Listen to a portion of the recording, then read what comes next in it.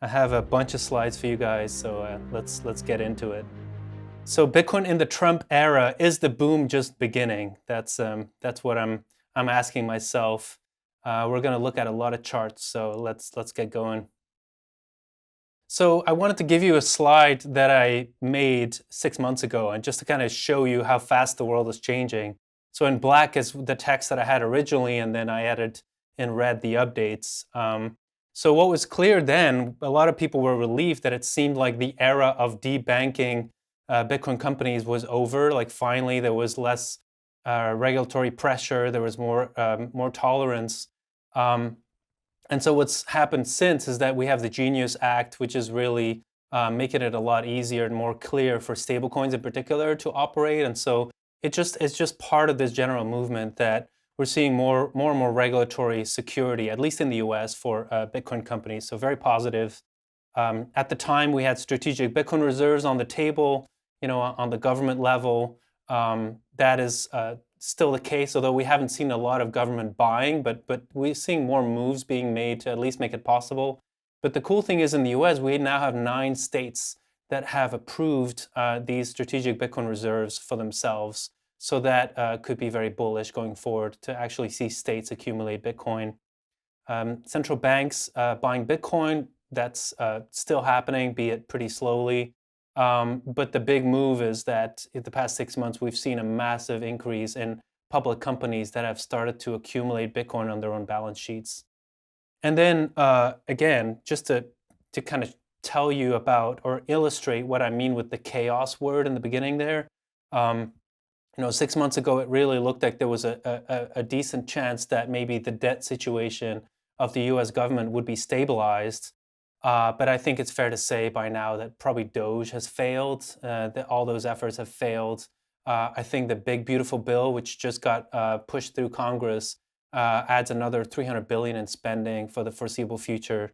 So yeah, that's a big deal. We're going to be talking about that. And then geopolitically, I thought maybe things were cooling down, but we had the regime in Syria that fell. We had the bombings of Iran, and we had the Russia conflict continue. In the EU, countries are arming up. It looked like several countries talking about wanting to spend 5% of their GDP on military spending. So yeah, pretty chaotic macro picture. But, and I agree with what Connor said, Bitcoin mainstream adoption really has arrived. It's here, and we're going to talk about it. So what is unchanged? What is still the same? Well, the debt crisis is still here. Federal debt is still close to 37 trillion. Right now, 19% of government revenue goes straight to paying off interest on the debt. That's more than what's being spent on Medicare, even more than what's being spent on the entire military budget. So it's a humongous problem.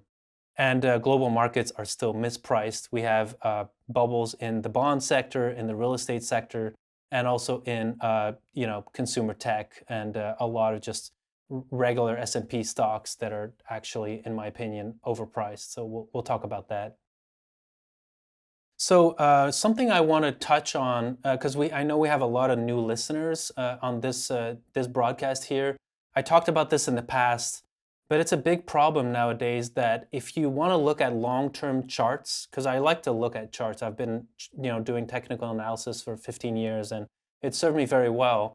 The problem is that the denominator is starting to deteriorate. We have a problem with the dollar losing value over time. And so we're kind of lacking in an objective yardstick to look at these evolutions over time.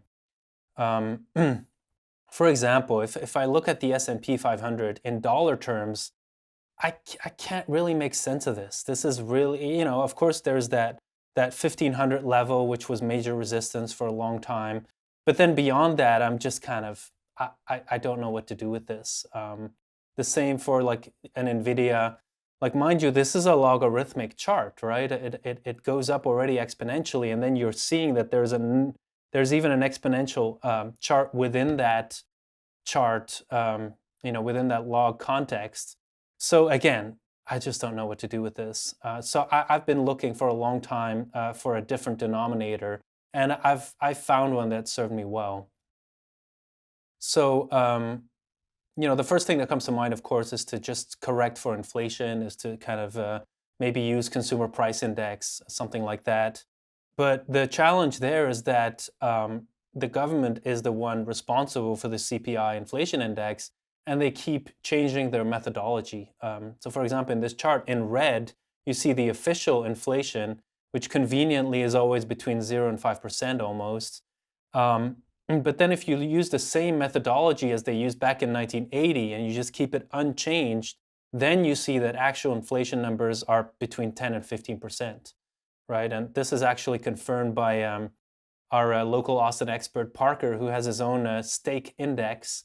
He just looks at the price of steaks every year, and he's looking at it at 12% annual inflation pretty much. So yeah, we can't really use the official inflation numbers. And what I've been using as a way to approximate genuine, real inflation is this CRB commodity index. It's one that's existed for almost 70 years now, and it just consists very simply of almost 40% oil and gas, 40% food-related commodities, and then 20% metals. And it's just a nice mix. And so, if you think about it, if you want to measure whether a stock or any kind of other asset, whether it's helping you preserve your purchasing power, it's a pretty good measure to look against this commodity index and see if it's gaining against that index or if it's losing ground against it. So that's what we'll be doing. And you'll see, by the way, that the charts make a lot more sense. So for example, here's the S&P, American stocks, expressed in commodities. To me, this is much different from what we saw before, very orderly. You see the inflection points very nicely. You see resistance zones. We see support zones. So I can totally work with this. Here's NVIDIA, for example. Again, that same log chart, but the trends look very orderly. The patterns are clearly identifiable. This is wonderful. So we'll be looking at a lot of charts that are expressed in commodities in this presentation. So if we get into that, the overall picture to me is that the charts suggest stagflation, or even worse. And stagflation is a term that was coined in the 70s. This cartoon is also from the 1970s, by the way. And it's a combination of inflation and stagnation. So no growth, but also still inflation. So kind of the worst of both worlds. So let's look at some inflation indicators. First of all, we have Dr. Copper. I use that word, many people use that word, because copper is a very, very important industrial metal. And it's basically an input cost to many, many different industries like housing or computers or just any kind of physical item, cars, electric cars, those kind of things. A lot of them just have to use copper. And so if the copper price goes up, it's going to then put pressure on other prices in the economy pretty soon. So it's like a leading indicator. And what's interesting as well is that I've noticed that the copper price seems to move or at least inflect in conjunction with presidential cycles. So U.S. Presidential election cycles.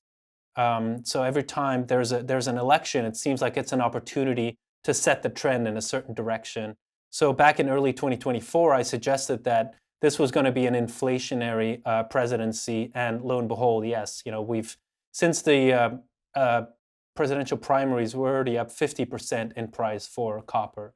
So that's not good. That's not a good sign as a leading indicator for prices in the rest of the economy.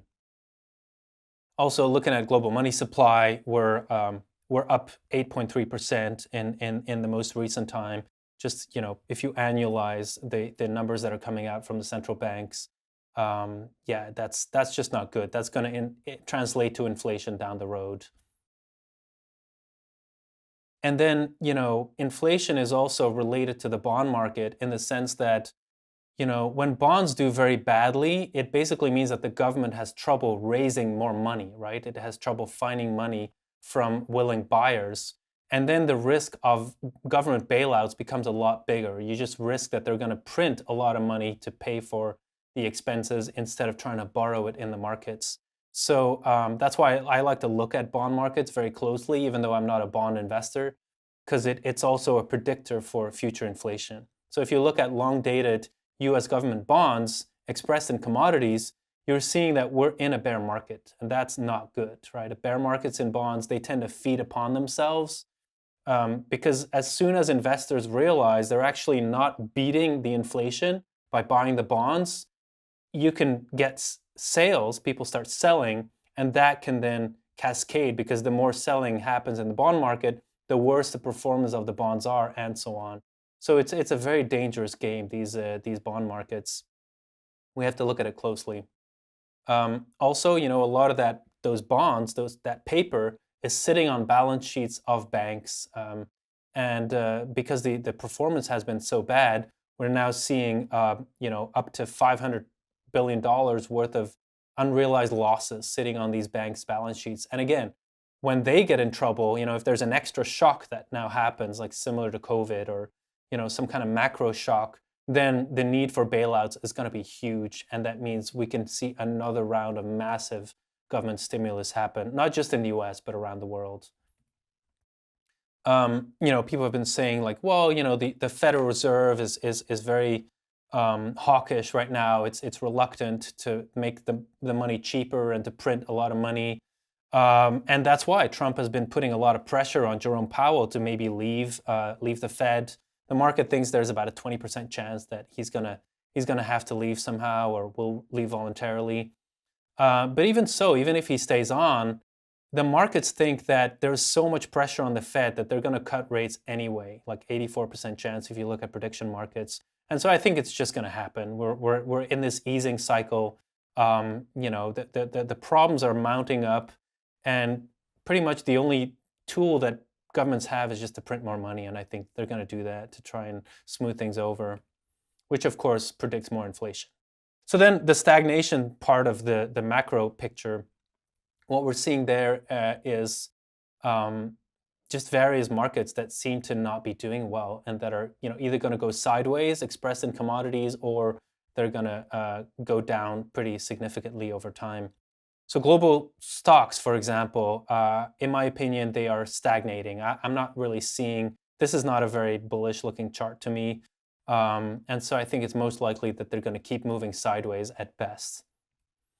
For example, look at a stock market darling like Apple. We had this massive exponential uptrend for 20 years, and that was broken with the pandemic. And now we've been moving sideways. This is consumer tech par excellence, right? It's really the whole world. Everybody thinks that they need an iPhone, but really, if it's about putting food on the table or heating your home, or an iPhone, it's probably the iPhone that's going to go. Another indicator that I like to use to kind of look at to decide whether or not we're in a recession is this little indicator. It's where you express crude oil in terms of that basket of commodities. And so it kind of, it shows that there's, and this is what happens in times when the markets are weak, there's lower demand for gasoline. There's just lower demand for oil, because that's where, when business activity goes down, you start using your trucks less, et cetera, and the planes and the boats. So it shows up earlier, and then the other commodities are still stronger. So it worries me to see that we have this move below 0.24 there, because we saw that in 2008, we saw it in the sovereign debt crisis 2015, and then of course during the COVID crisis. So this doesn't bode very well in my opinion. Then we have U.S. commercial real estate, or just this is an indicator for real estate in general. We've already come down 40% from the peak, pretty much, and I think it's fair to say we could easily go down another 40% from here in real terms, right? In commodity terms, back to those levels of the early 2000s, which I just think are still inflated, even those, because people have been using housing as a piggy bank, right? As an ersatz, as an imperfect substitution for sound money. But now that we have Bitcoin, and now that we have a revival of the bull market in commodities, I think increasingly people will realize that those are lower risk assets than investing in real estate. So hopefully that made the point of my second slide there, that global markets are still mispriced. We had the bond markets, we had real estate markets, and we had consumer tech, that all those are mispriced still. There's a few slides I want to show you before we move on to Bitcoin about canaries in the coal mine, like international places to maybe look at to see, okay, like if I want to know what's going to kick into gear the next phase of this I have to say it, this economic depression, where do I look? And I think the UK and Japan are good places to look at because they're in some of the worst shapes of any economy around the world, any developed economy at least. So for example, look at the 10-year bond yield in Japan. So what this is the interest rate that the Japanese government has to pay on the bonds that they've issued for 10-year durations. And so you can see if you look back at 2008, for a long time, things went really well. They had 140% debt to GDP, which is really high, but the interest rate kept declining and declining. So it kept getting cheaper to service the debt. So it didn't really matter that they went all the way up to 200% debt to GDP. They could keep servicing it because look, the interest rate even went negative in that period. So of course you can just borrow as much as you want. But then the tide started to change. The yen carry trade unwound, which is a tangent that I won't get into. But yeah, basically tides started to change, and now we have a rapid increase, and it becomes extremely tricky and expensive to keep servicing that same debt. So in my opinion, this is not going to end well. This is going to end up in massive devaluation or hyperinflation in Japan. And then I did the same exercise on the 10-year interest rates, the interest rates of the 10-year UK bonds, so the England. So again, you see the same pattern. They were like racking up debt as the interest rates were declining. And now we saw a rise from nearly 0% interest rate to 5%, 4.5%. And what's interesting is that on the surface, you would think the UK is in a better spot than Japan because it only has nearly 100% debt to GDP versus Japan over 200.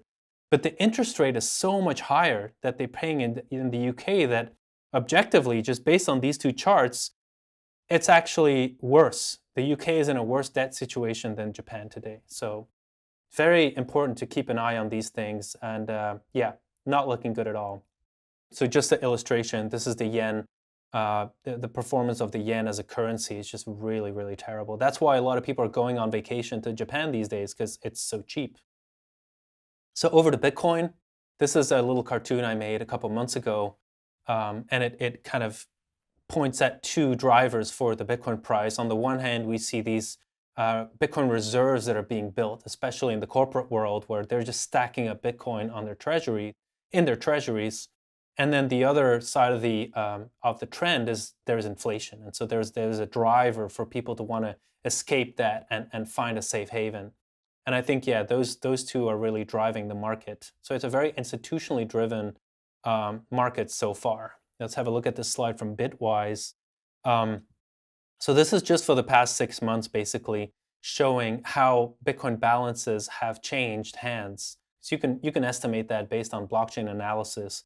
So what we're seeing is that individuals have been selling, and public companies, ETFs, and of course, MicroStrategy and the levered Bitcoin plays, they've been gobbling up Bitcoin, and yeah, so that's what's been driving the market, and that's part of what's making me so bullish is that retail actually has not really been in this market up to maybe 2 weeks ago. Once we had that new all-time high, I think people are starting to wake up. So just to put some numbers on it, if you exclude the money that came from this big fund, GBTC, that's been unwinding and that's been flowing into the ETFs, if you just kind of ignore that and only look at the additional dollars, over $55 billion has flowed into the Bitcoin ETFs over the past year and a half. Like, those are staggering numbers. If you compare it to what happened with the gold ETF in 2006, which was considered to be a massive success, or any of the other large ETFs, this is, I believe, by far the most successful launch of a new class of ETFs in the history of ETFs. So that's going to keep driving the Bitcoin price. Another way to look at, where we are in the cycle and whether, are we in the early phase, are we in the middle, are we in the end of the bull market, is to try and gauge sentiment along holders of Bitcoin. And one way to do that is to look at every single Bitcoin that's out there on the blockchain and to gauge whether this coin has unrealized gains or losses compared to the last time it moved on the chain. And so if you aggregate all that, you can kind of, pretty accurately, in my opinion, look at the entire market and say, okay, what percentage of coins have unrealized gains and unrealized losses? And as you probably all know from experience, it makes a big difference psychologically, right? If you have an investment and it's in the green, that feels good. If you have an investment, it's in the red, that doesn't feel so great.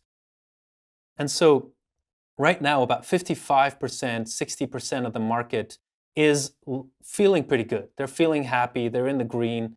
But it's not yet at those exuberant levels that we've seen in the past, close to the peaks where, it'll be 80% or 85 or 90% of the market is having unrealized gains. That's when you get that exuberance, that euphoria that we have to be wary of, because that's when people start to lever up way too much and they lose a lot of money. So just long story short, this is looking healthy. The market feels confident, it has belief, but it's not yet overconfident. Then another way to think about these cycles is to look at drawdowns. A drawdown basically means that from the highs, if we get a correction, there's a percentage there, right? I mean, sometimes the market corrects 20% and you go from 100,000 to 80,000 and then it goes back up from there. So that's a 20% correction. So what we see is that in different bull markets of Bitcoin, we see different levels of how deep these corrections tend to go. Right? I mean, look at that early cycle. We had corrections that went all the way down to 70, 80% on a regular basis. We had 70% corrections. And so what you see is that in longer markets that have more fuel in the tank, so to speak, they tend to have more shallow corrections. And the reason is that if there's a lot of buyers in the market who are confident about that this market has legs, they will just buy every correction. They won't wait until it's down 30%. They'll just start buying when it's down 10% or 15%. And so I think that's what's been happening. These past couple years, we have more shallow corrections similar to the 2016, 2018 cycle. And that makes me think that this is probably going to be a longer bull market than what we've seen in the past. Then here's another beautiful metric. It was developed by my friend Thomas Bloomer, rest in peace. Just a fantastic measure there. So what it shows is basically what are the insiders doing? Like people that have had Bitcoin for a long time, because the duration of holding is as it weighs significantly on this measure. It basically shows you what are the Bitcoin whales doing, the OGs that have been in Bitcoin for a long time in the aggregate based on blockchain analysis. Are they net buyers, meaning hodlers? Are they in the aggregate, are they just patiently waiting? Or in the aggregate, are they leaning more towards moving coins and selling? And so, for example, just in the past couple of weeks, we had this news item that came out. All of a sudden, some very old coins were moving. There was a lot to do about it. I think it was maybe 80,000 coins that moved, or was it 40? But so yeah, that's that little spike at the end there. So that's what created that little spike there. And so what you see is that overall, we're not seeing moves much beyond 100,000 Bitcoin, right? In the past, when there was real developing euphoria, the whales got wary and they started to move coins and make some sales and things like that. And we're actually not seeing that much of that yet. We're seeing some, so we have to keep an eye on this. But in my opinion, we're not at extremes yet. And then another measure, and I think this is probably the last slide that is based on this blockchain analysis,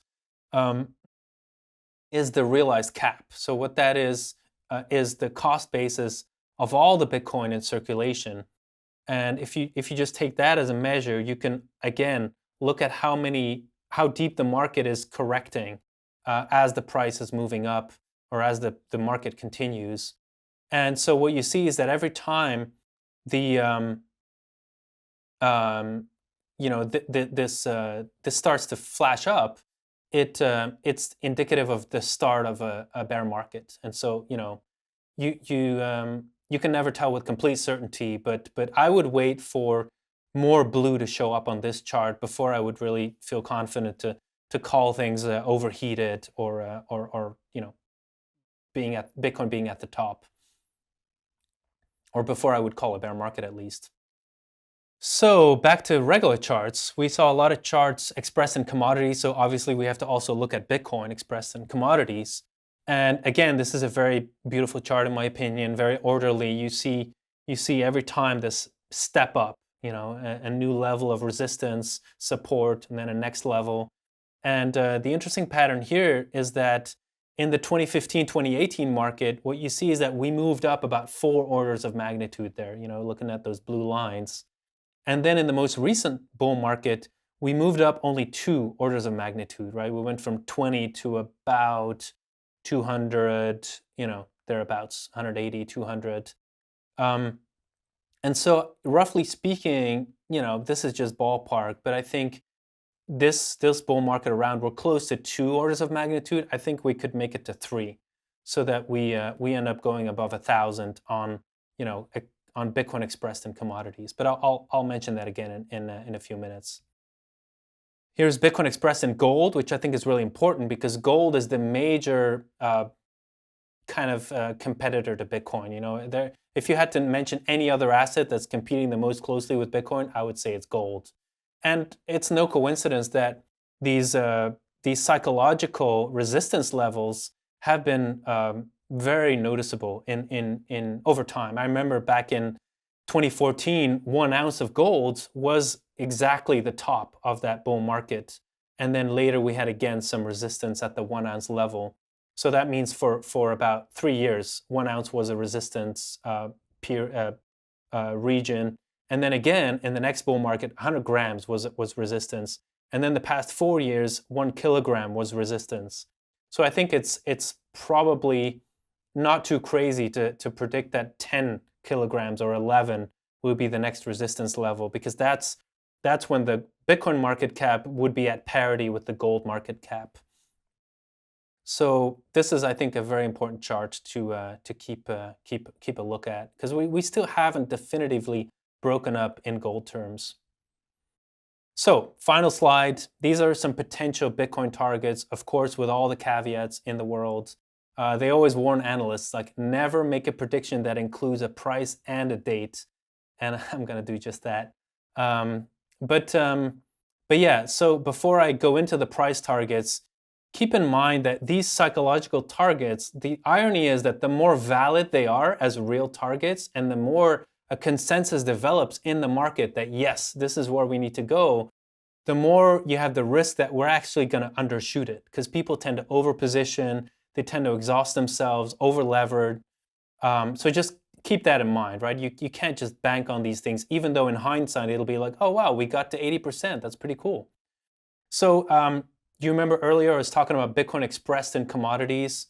So I think right now we're at around 400 on that index. So I think we could that could go, those 3 orders of magnitudes, we could go to 1,600 on that. So that would be a 4x from here in price. The 10 kilogram of gold could produce a 10x, because then we would go to gold parity. And if you're talking about psychological price levels, 1 million seems the obvious, next level that people would think, like, no way Bitcoin could ever go above 1 million. And that's exactly why it's potentially a magnet for that, that dreamy, those dreamy days when you're like, imagine if, thinking about Bitcoin. And then in terms of timing, it seems to me that I don't think this is going to be the last bull market. I don't think it's going to be the last bear market. I think psychology is always going to play a role, and people are going to get collectively overexcited and then overly despondent. That's going to keep happening.